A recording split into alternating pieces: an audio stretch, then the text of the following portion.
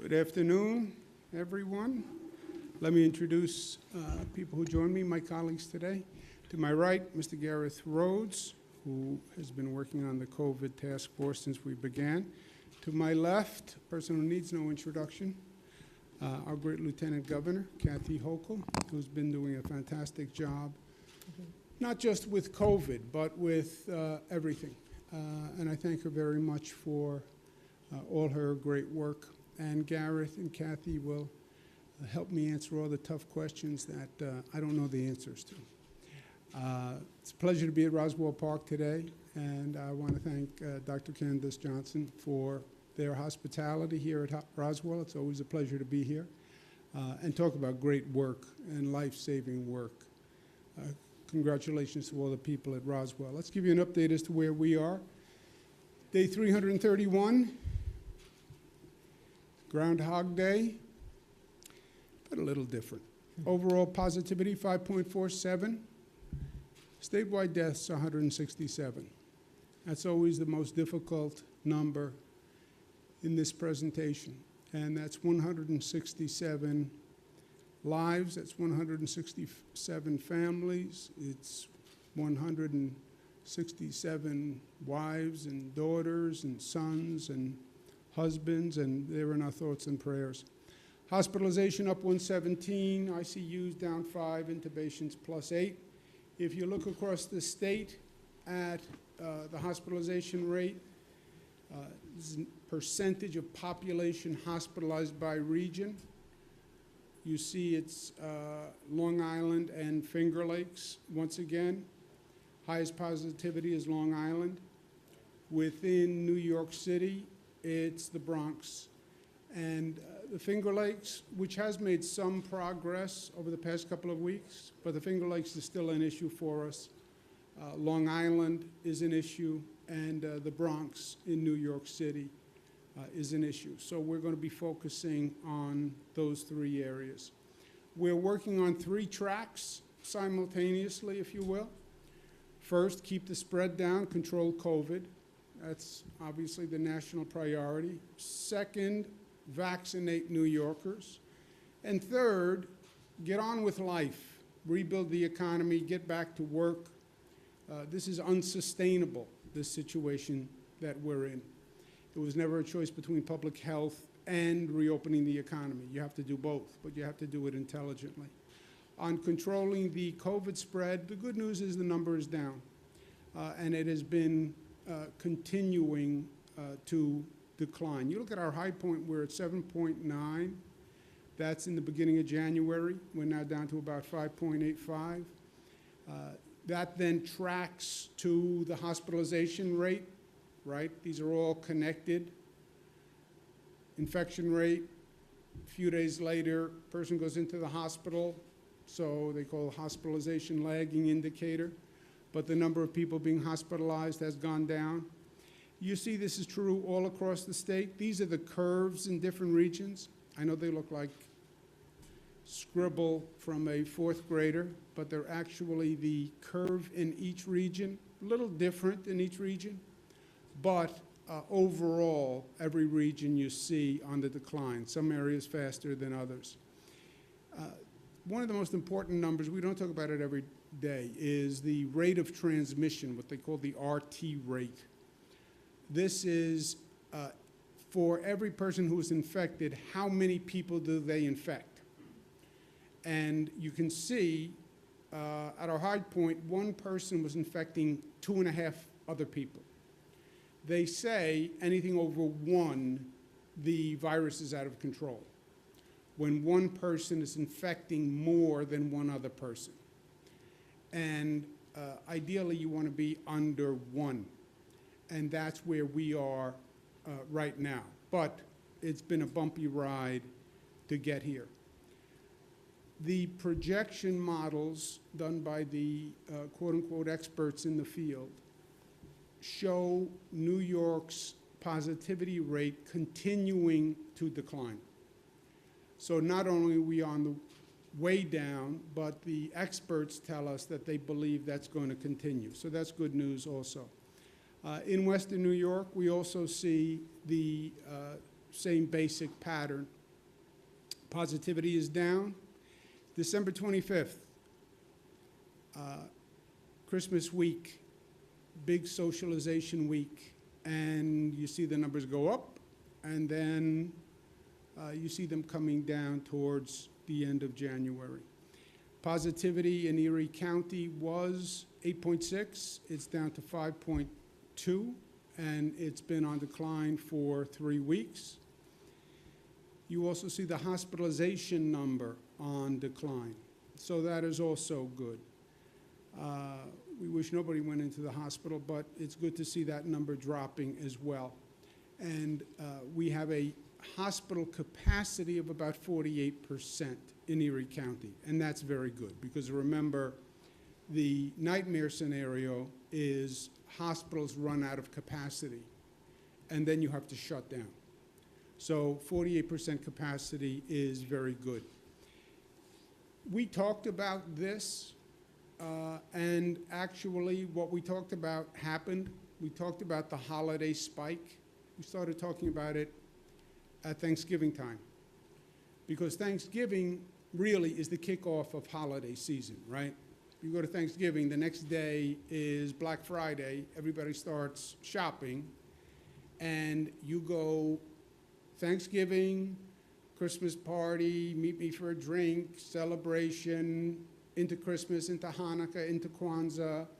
Now it's New Year's Eve, now it's New Year's Day, and that's all increased social activity. We were saying celebrate smart, celebrate smart, celebrate smart. But just the increased social activity, we were afraid you were going to see a spike.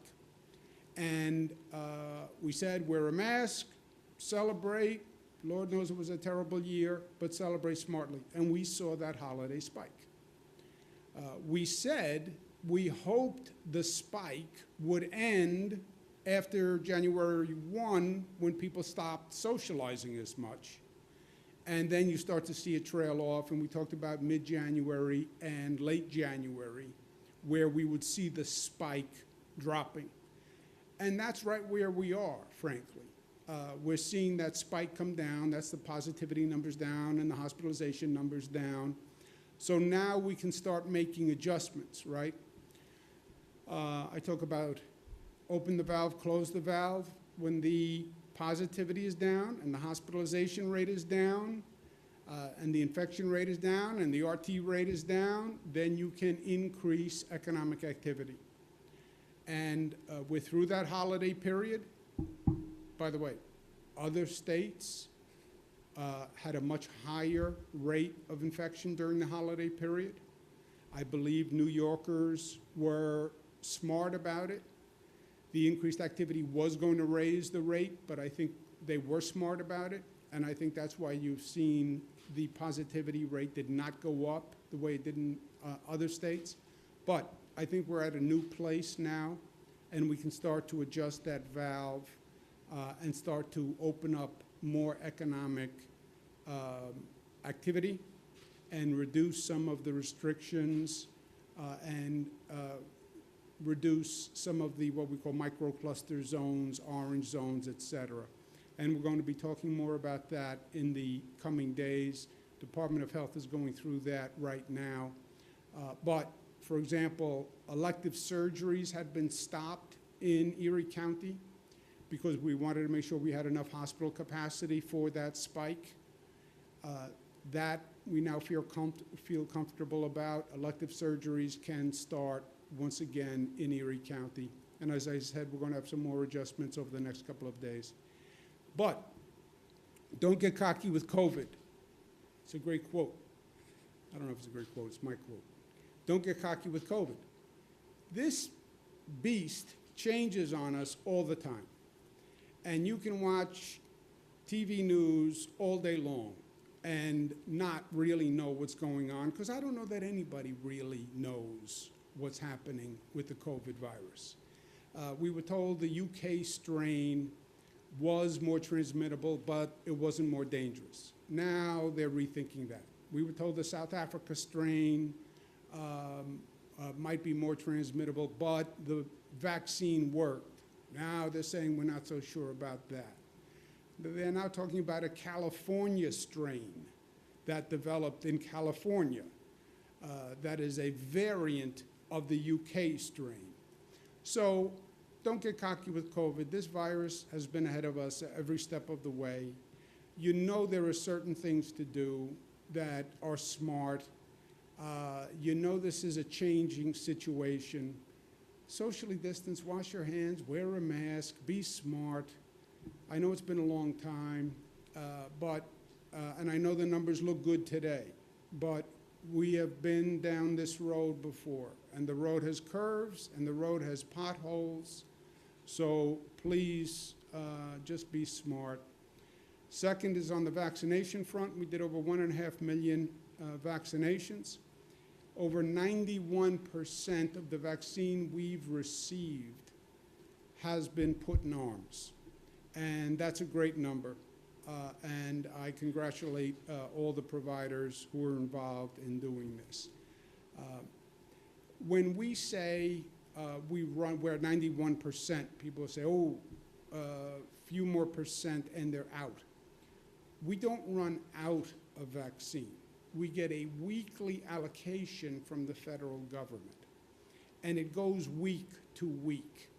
When we say we've used 91% of our vaccine, that means we've used 91% of all the vaccine that we have received to date. And then they start with a shipment every week from Washington. The shipment for week 7 starts arriving tomorrow, the next day, the next day, the next day. It arrives throughout the week because literally it's delivered, it's mailed, FedEx, etc. So it arrives at different times.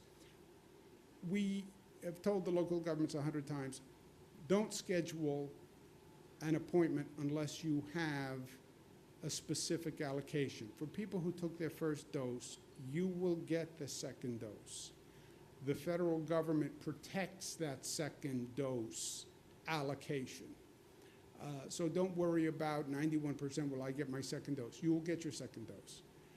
And if you have a scheduled appointment, that appointment will be fulfilled from the allocation that we're receiving this week. But we are going week to week in terms of the allocation. And again, that will start tomorrow. So the issue with the vaccination plan is the supply. It's how much vaccine we are getting. We were getting about 300,000 doses per week. Last couple of weeks, we got 250,000. This week 7, the incoming allocation is 250,000. But we are ready for distribution of the vaccine in a much larger quantity. We have 3,000 distribution sites, 3,000 providers already signed up. So we can get the needle in the arm. We just need the supply itself. But between the National Guard at mass vaccination sites, which are probably the most effective way to do volume, we have mass vaccination sites that could do 10,000 a day per site. So we can literally do millions of doses. It is a national supply issue. And again, this is not a New York issue. It's a problem all across the country. It's a problem all across the globe. Every country is trying to get more vaccine. So that's the situation we're in. It's also, this whole COVID situation has been an eye-opener for Americans, and I hope they take it to heart. We've talked for a lot of years about public health. There are great institutions dedicated to public health. There are great public health professors. People dedicate their lives to being public health experts. But what we neglected to do as a nation was invest the money we needed to invest in actually having an operational public health system. It's not just about studying it. It's not the academic. It's not the theoretical. It's the operational. It is the practical. That's where this country fell down. You have to be able to do the screening. You have to be able to do millions of tests. You can't run out of Q-tips, nasal swabs, which was the reason why you couldn't do testing. A nasal swab is a big Q-tip. You can't run out of ventilators. You have to have this vaccination capacity set up. You have to have the contact tracing capacity set up.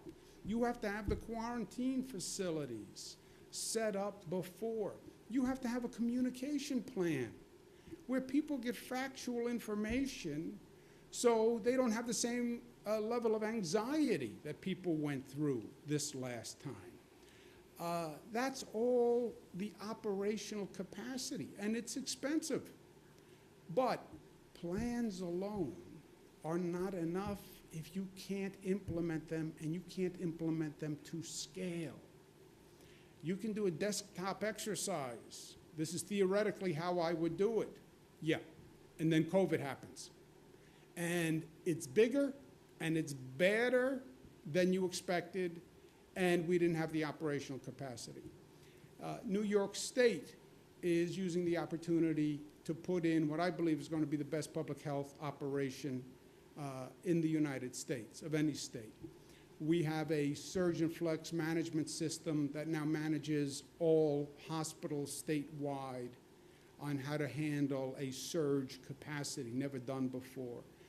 PPE stockpiles. You can't run out of N95 masks. We're setting up 1,000 people who are just public health corps trained experts to work with communities across the country. We're going to train citizens, free online training to be ready for the next public health emergency so you can volunteer in your community and also inform yourself so you know how to help your family and your children, what advice you should be giving. Cornell University is doing that curriculum. I'm very excited about that. We're going to train all the National Guard to be public health emergency responders.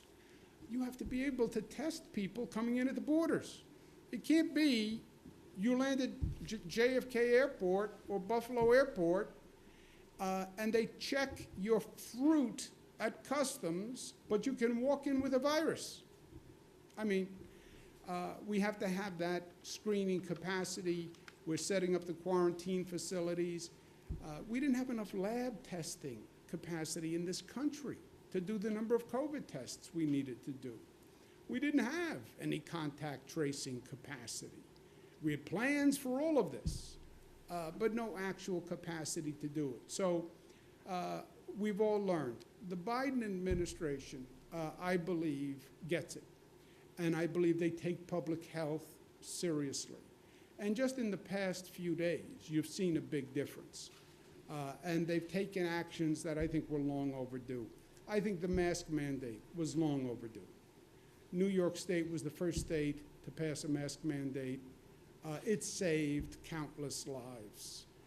They communicate factually. Let the experts speak and give people information, because when people don't get accurate information, they are more nervous about the situation. They're increasing production of the vaccine. And they're going to give states projection allocations so states can plan. Right now, we go week to week, and we don't know what we're going to get next week. So I can't tell Erie County what we're going to get next week. So they don't know what to schedule. Every week, you get a new number, and then you have to figure out how to allocate that number, how to plan that number. There's no operational intelligence to this. I believe the White House is working on that. We're going to have a call tomorrow with the governors, with people from the White House to talk about these issues, but we've already had many conversations. The head of the COVID task force is a real pro named Jeff Zients. I've been talking with him. Our secretary, Melissa DeRosa, is actually on the committee that is working to operationalize this. So I think it's going to be better and smoother. You're still going to have the fundamental issue of an international shortage of vaccine. But hopefully Johnson & Johnson gets approved in a couple of weeks. That would increase supply. And hopefully Pfizer and Moderna, which are the two big manufacturers now, increase supply.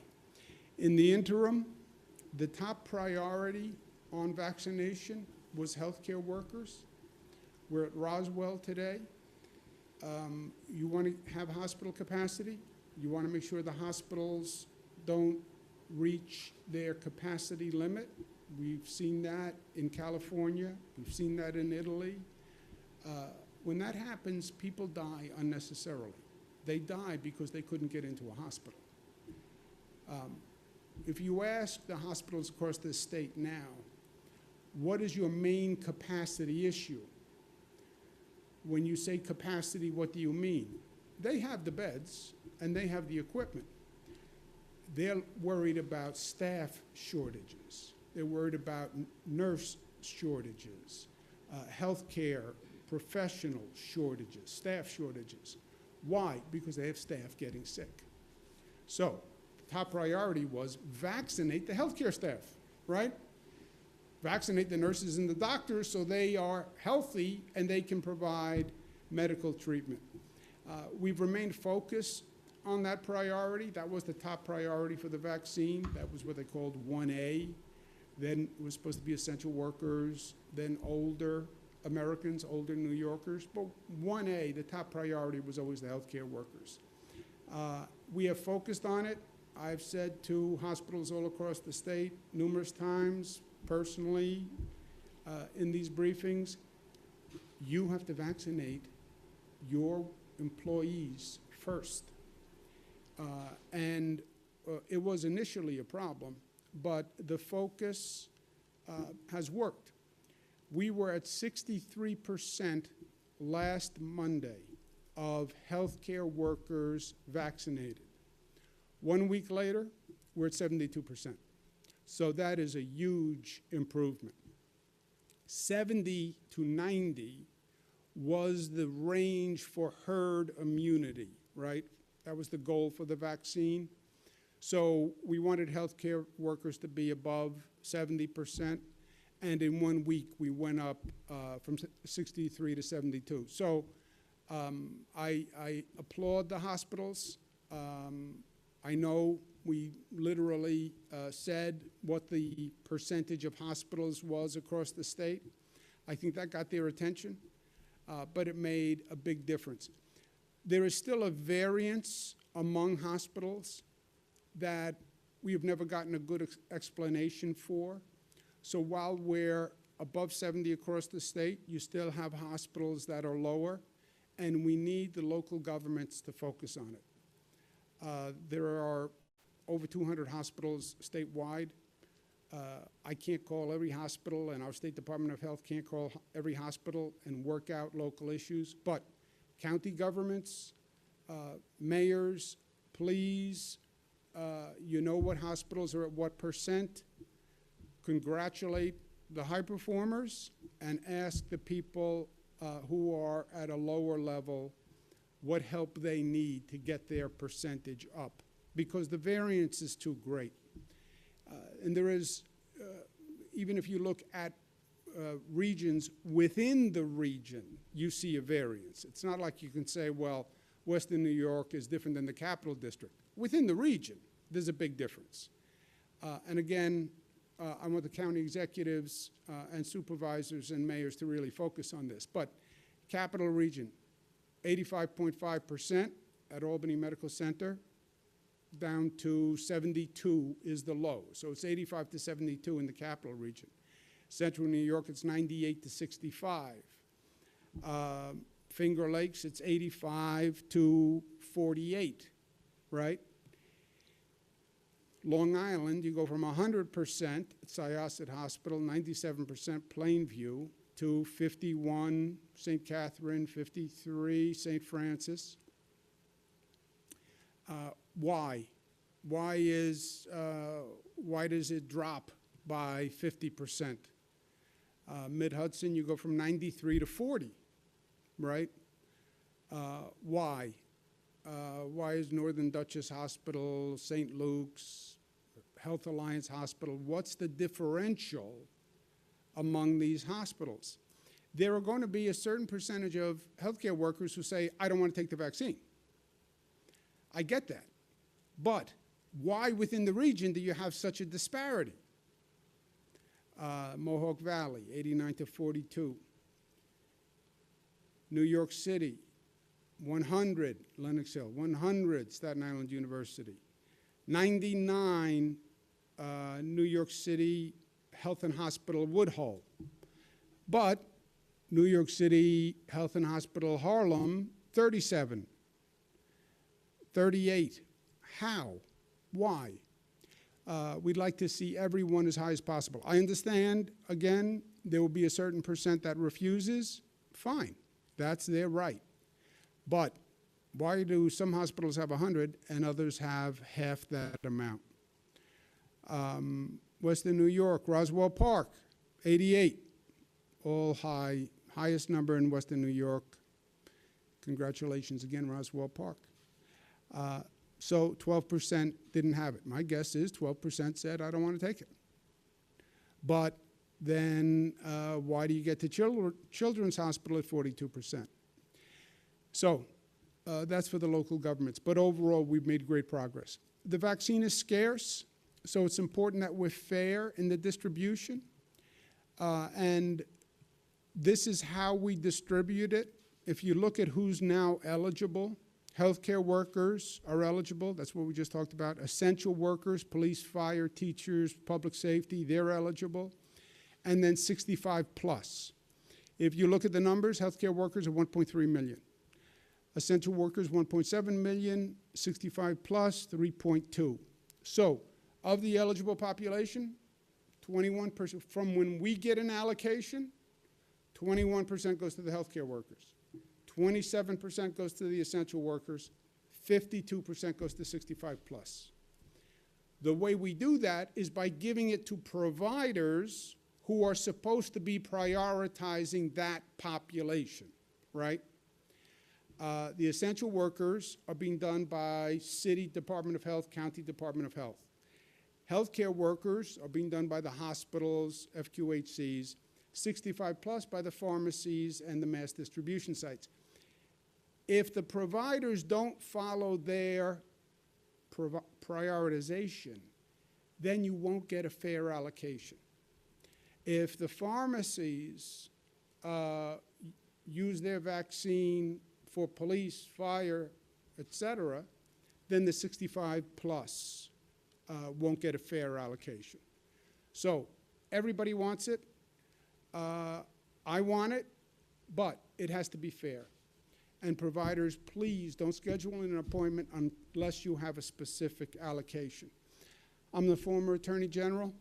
I said a few weeks ago, you're going to see scams on the vaccine. You have a high demand for the product. You will see scam artists, and you will see fraud. I guarantee it. We've already seen it. And there are a number of situations that we're looking at.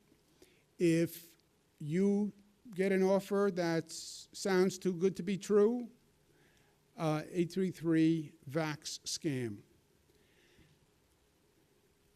Everyone wants it, but beware of fraudsters.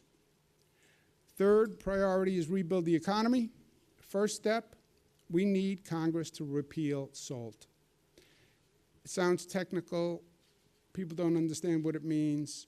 It was a federal law that passed that ended the deductibility of state and local taxes. It was the first double taxation in the nation's history. Federal government taxes the tax that you pay to the county or the city or the state. Federal government now taxes what you pay in property taxes. So you pay $4,000 in property taxes. The federal government now taxes that $4,000.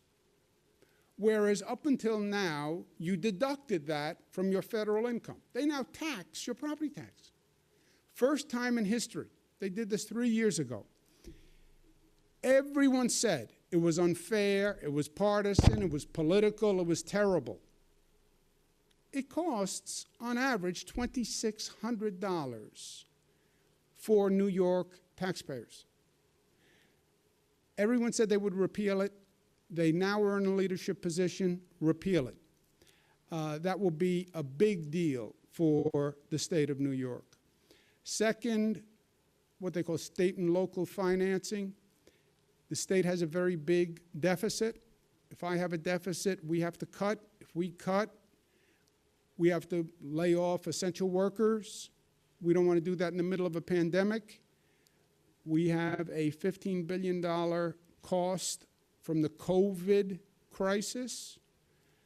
That's what Washington has to help this state and every state with. And that is number two. And number three, which is part of rebuilding the economy, but people don't often think of it this way, is public safety, especially in our urban areas.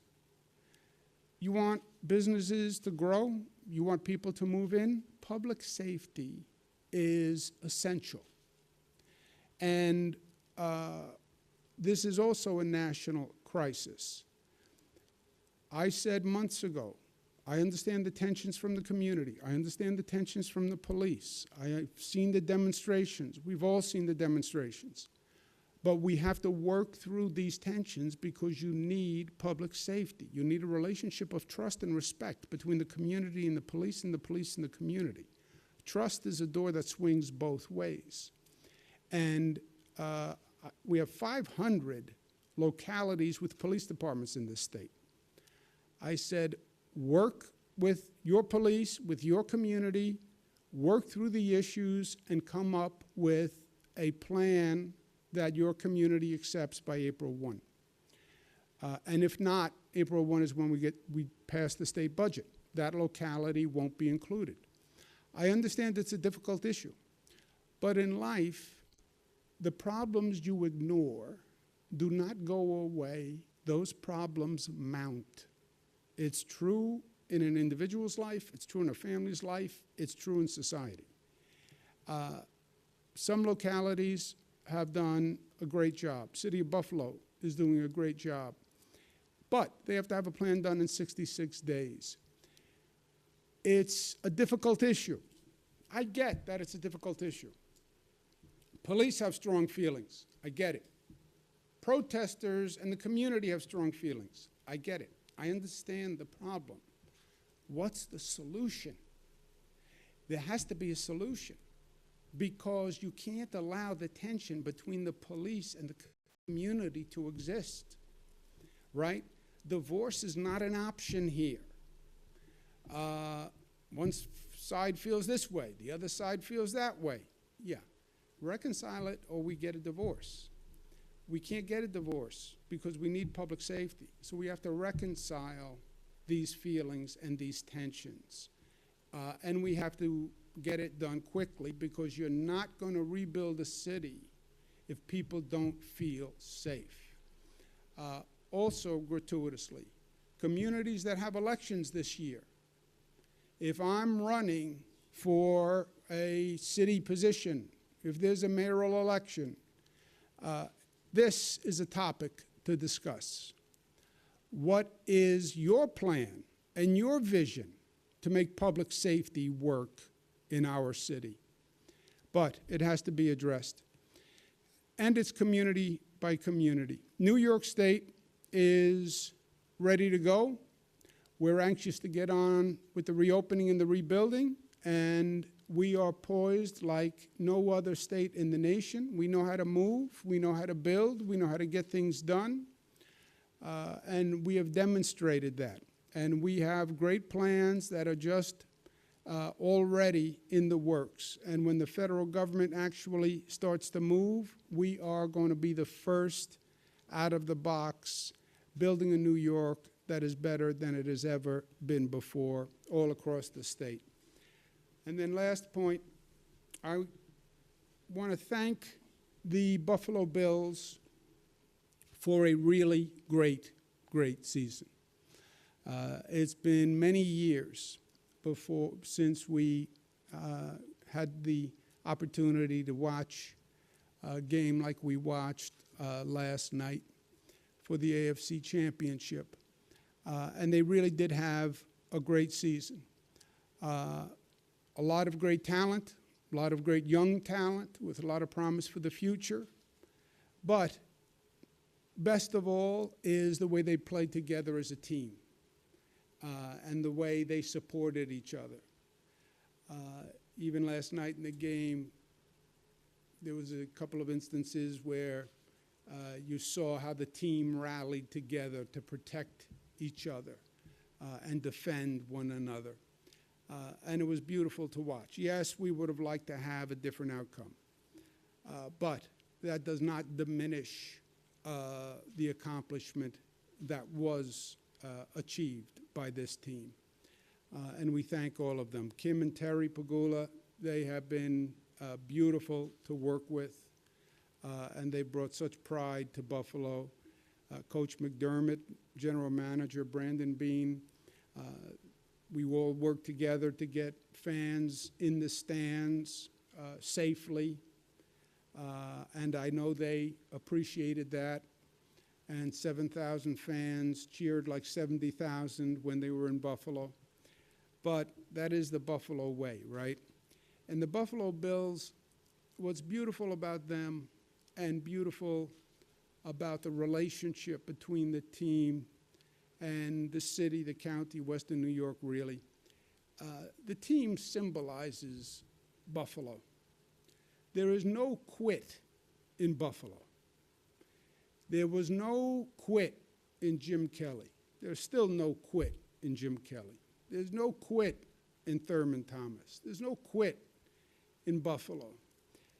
Tim Russert was a beautiful friend of mine, passed away too young. There's no quit in Tim Russert. That's Buffalo. That's the Buffalo spirit. That's the Buffalo constitution. You know, they're not going to back down. They're not going to give up. And that's the essential quality in life. That's what resonates all across the nation about the Buffalo Bills. People have said it all different ways. Mark Twain, it's not the size of the dog in the fight, it's the size of the fight in the dog, right? Winston Churchill, never give up, never give up, never give up. That's the Buffalo Bills. That's Buffalo. And it's beautiful to see. To the Kansas City Chiefs, Mr. Mahomes, congratulations on a good game. Congratulations on the win. Not taking anything away from them at all. But Mr. Mahomes, Kansas City, we will see you next year. And I will wager today that the outcome is going to be different. So let's get on with it, because we're New York tough, smart, united, disciplined, loving.